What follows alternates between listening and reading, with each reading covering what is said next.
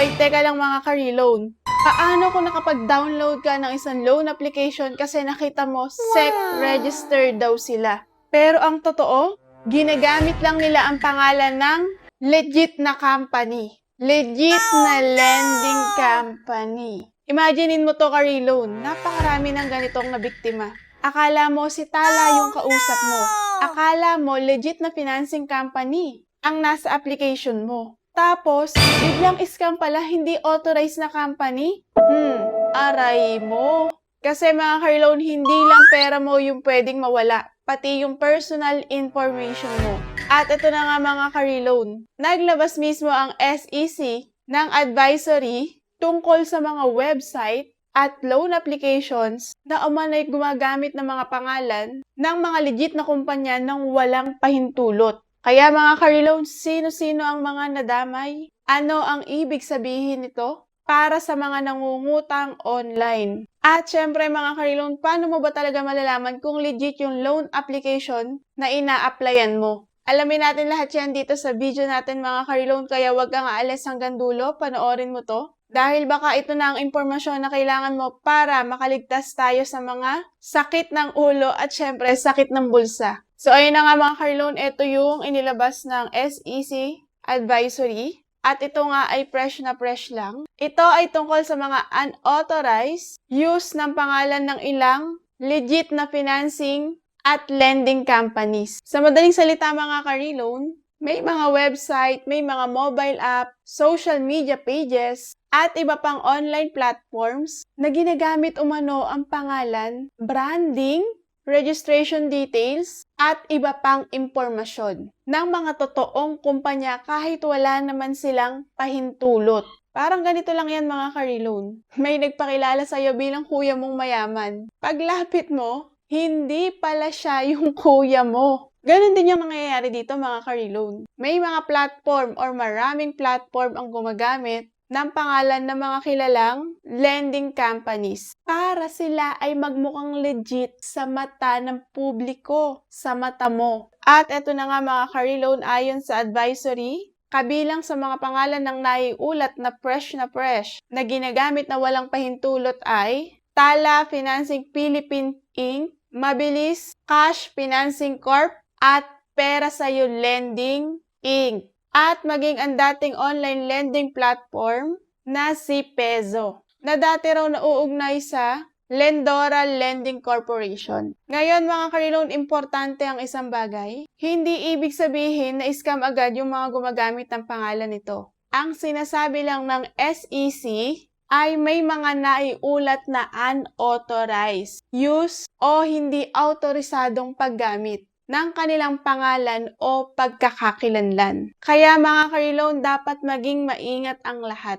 Mga ka-reloan, bakit delikado ito kapag nakapag-download ka ng mga peking application na to? Syempre, unang-una na nga, pwedeng maloko yung mga borrowers. Kala mo legit na kumpanya yung kaharap mo, pero ibang tao o grupo pala ang nasa likod nito. Pangalawa, mga ka-reloan, pwedeng malagay sa panganib ang personal information mo. Lagi niyong tandaan mga ka-reloan na kapag may ina-applyan tayo mga loan application, hinihingi nila yung mobile number mo, government ID, selfie, address, at iba pang maraming sensitibong impormasyon. Kaya kung maling platform yung napuntahan mo ka-reloan, nako, malaking problema yan. Minsan nga tamang platform na pero nadidisgrasya pa rin tayo, di ba? Kaya mga ka-reloan, ano ang payo ng SEC? Simple lang pero napakahalaga. Una, i-verify muna ang lending company. Pangalawa, tingnan kung authorized talaga ang online lending platform. Pangatlo, mga ka-reloan, gumamit kayo ng official SEC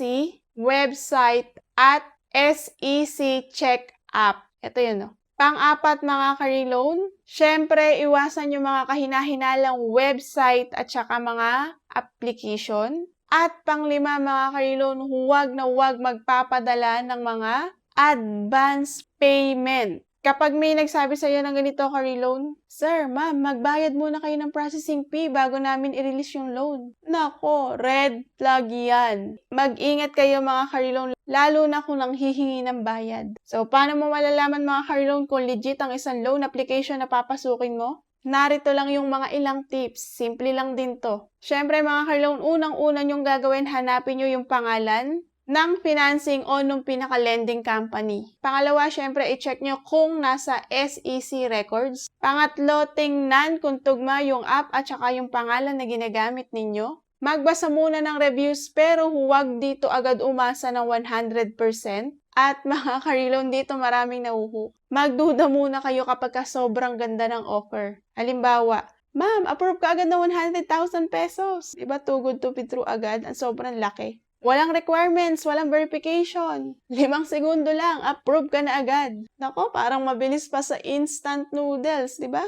Mag-ingat kayo mga ka-reloan sa mga ganyang pangako. Bakit nga ba mahalagang pag-usapan to mga ka-reloan? Bakit tinatopic pa natin to ngayon sa vlog? Dahil mga ka-reloan, aminin natin, parami ng parami yung gumagamit ng online loan application. At habang dumadami tayo mga borrowers, ay mas dumarami rin yung mga gustong manamantala o manloko. Kaya mga ka-reloan, hindi talaga sapat na makita lang natin yung salitang SEC registered sa kanilang mga platform. Kailangan nating siguraduhin na ang mismong app o platform ay talagang authorized. Gamitin ang pangalan ng kumpanya na ipinapakita nila. So yun lang mga ka-reloan. Sana ay nakatulong sa inyo itong video natin. Laging tandaan, huwag na huwag agad magtitiwala sa mga nakikita nyo ads. Huwag ka ring mag-download agad ka-reloan dahil sa nakikita mong mataas na offer. Lagi kang mag-verify. At mga ka-reloan, protektahan ang inyong personal information. At higit sa lahat mga ka-reloan, mas mabuting maglaan ng 5 minuto sa pag-check ng isang loan application kesa sa 5 buwang pagsisisi kapag napasukan mo to agad.